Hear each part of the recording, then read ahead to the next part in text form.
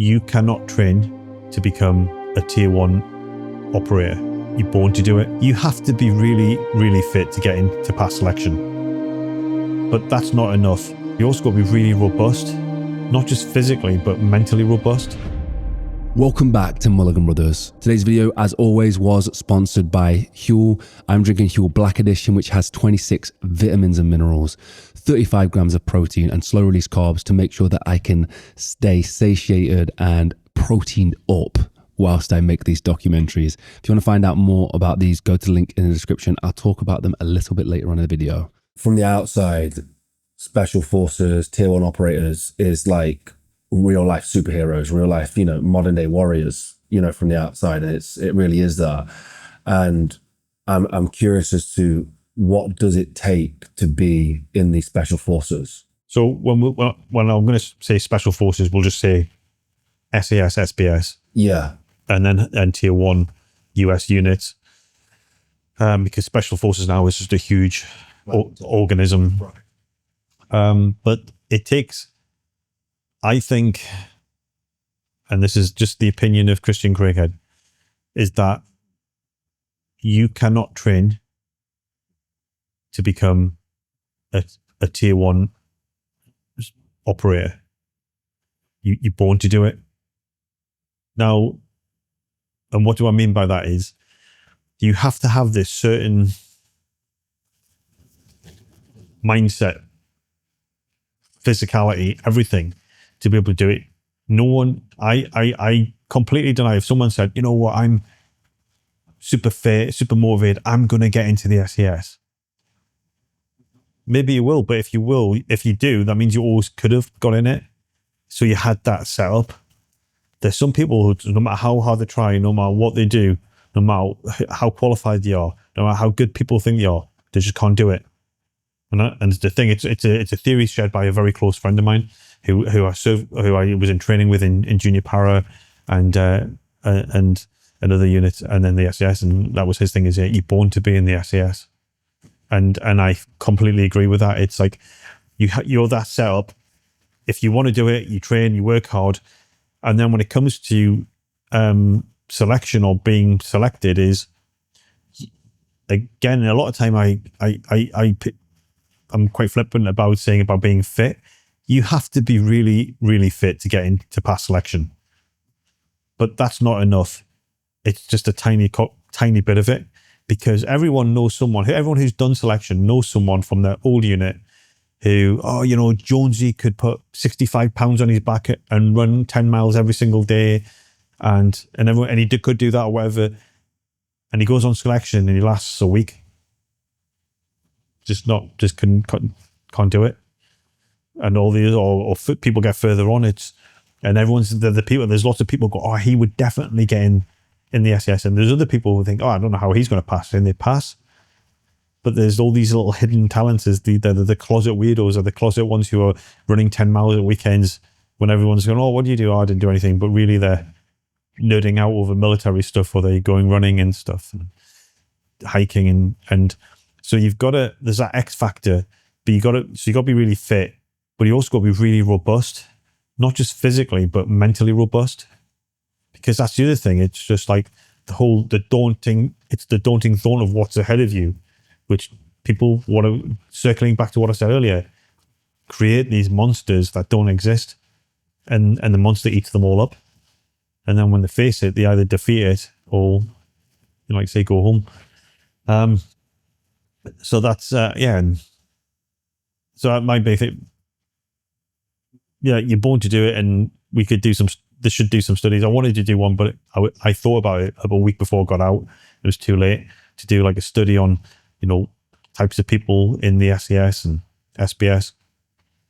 But you got to be fit, motivated, robust, and being able to follow instructions and to assimilate information quickly. Because if we could have our way, selection would be like 2 or 3 years. So you could get all this information, but it's compressed into 6 months. So if you can't pick something up quickly, you're out there. If you was to take like an absolute physical phenom, like somebody, once in a blue moon kind of guy, the fittest of the fit, and he wasn't to make it, and I know this probably happens all the time. Yeah. What would be the biggest thing that was missing from the package that he had to make it into the SS? He didn't really want it. He was probably, people like that, one of the things that they're in love with the idea of being in the SES, if that makes sense. Yeah, completely. So they want to be in the SES. They want to be able to tell all their family, friends, swag around, I'm SES. They don't really want to pay the price for it. Yeah. And then people don't realize what the price is, and then they turn up and go, yeah, no thanks. It's like when, like, there's guys who could physically easy. It all comes down to if you had to do it, and you don't have to do it, and that's what makes selection hard. Is that you don't have to do it.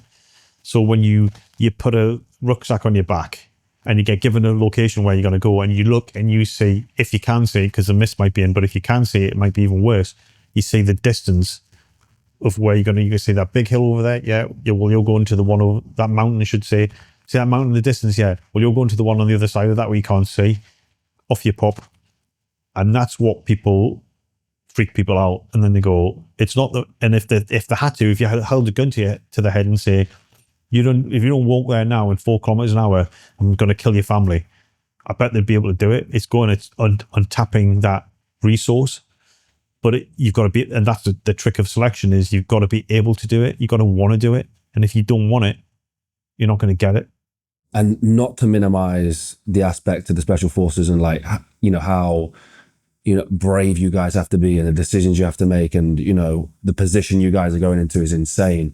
But that lesson's applicable to everything, like to success in life in general. Like so many people, they're so invested in the idea of success, driving the flash car, being wealthy, all that kind of stuff. But the journey is just something they're not willing to take at all. Everything has a price. That's the thing, is if you want to be, and that's the trouble what we have now is like, oh, I'm going to start a YouTube channel. And then they're crying because in 3 weeks they're not making 100,000 quid a month. And you're like, yeah, it's a lot of hard work, a lot of failures, a lot of test and adjust. And then maybe in 10 years time, you might be making that much money. They don't want the bits in between, the work and like whatever job that is, whatever role it is, you're absolutely right. Today's episode, as always, was powered by Huel. This stuff has been absolutely crucial to my training and the world record I just broke, the world's heaviest marathon, where I carried 220 pounds for 28 miles. Yes, I achieved it, guys. It is done. This is what I was drinking, Huel Black Edition. It has 35 grams of protein, 26 vitamins and minerals and slow release carbs. And it's what I use in my training all the time. But don't just take my word for it.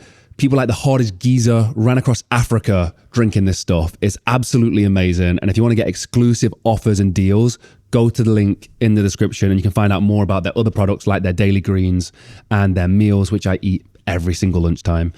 Thank you to Huel for sponsoring the video, and let's dive back into the episode. Did you enjoy the hard work and the graph, like the difficulty of it? That's something that you... No one really enjoys it. They might, like, people will say, oh yeah, it was good doing that, but they don't. It was good being part of a system. But here's the thing. So you want to go in the SES. There's always exceptions, but as a general rule, if you're going to go in the SES, whatever unit you're from, whether it be infantry, support arms, whatever, typically the guy going for SES selection is the fittest, the strongest, the keenest, the one who excels in everything, who gets good reports all the time and is like golden balls. That's the common thing, and that's great. So you go on selection, you work extremely hard, you pass this course, which just has such a high failure rate, and now you're in the SES. But here's the thing, something you didn't think about and no one tells anyone, is you've now joined a unit where every single member is that guy, where you were the top of your 30 guys in your platoon. Now you're in a squadron or regiment where every single man was that guy. So something to think about. Let's talk to that for a second, because I think that's something that people don't think about. Then you're in the top 0.001% or something, and surrounded by how many people actually make through selection? This is this is the number system I work. It might be outdated now, but for around about 200 volunteers, 8 is the average pass. Sometimes more people pass, sometimes less people. But from 200, that to me, it might have changed, but was the planning is 200 will start selection, 8 people will go to the squadrons. And then you're sat there, you arrive with these guys who are just like you, the best of the best of the best. What's that like? What is that a moment where you sort of, that hits you and you realize that? No, I think you don't realize it. I think a lot of people don't realize that, but it's good to be around people who are of similar mind. But again, but it's the same thing. Everyone's different, and one thing is, it's just my theory, is even if you're in a combat unit, and it doesn't matter if it's Tier 1 Special Forces or combat, I think it splits into categories as well. Because one thing I think I saw a lot, and as much as my theory, especially in high performing units, you have sheepdogs and wolves. So you're all working to the same. Goal. So you all got a common aim. But some of the people around you are sheepdogs. They can produce the goods if they have to, and they're there and they're selected, and that's why they're there. But there's some people around you who are wolves who have been trained into sheepdogs, and they're the different people. And again, my theory is that a lot of parachute regiment soldiers in the SAS are wolves. Wolves turn into sheepdogs, and but it's like that in lots of different units. I'm not just talking about the SAS. I'm talking about lots of high performing units, and people will know what I'm talking about. Some people are different, and it falls into to make a really. I'm trying to make it as simple and as easy to explain as possible. It's just like there's people who are sheepdogs, and there's people who are wolves. What's the characteristics that separate them? I think the wolves are the ones that will do things when they need to be done, without orders, off their own back, and with total aggression and commitment. And the sheepdogs will do it if they have to, but won't do it unless the shepherd tells them to do it. There was a terrorist incident in 2019. 5 terrorists attacked a hotel complex. I turned up, thought people were dealing with things, could hear gunfire explosions, and then I said, Zach, police in there, special forces. No one's here yet, no one's in there. And there were gunfire explosions, and I was like, okay, I'm going in. I didn't know how many terrorists were there. I knew they had grenades because I could hear them going off. I knew they had automatic weapons because I could hear them going off. Did I feel disadvantaged? Nope. When I crossed that threshold, I felt like it was a heavyweight boxing champion going in against amateurs.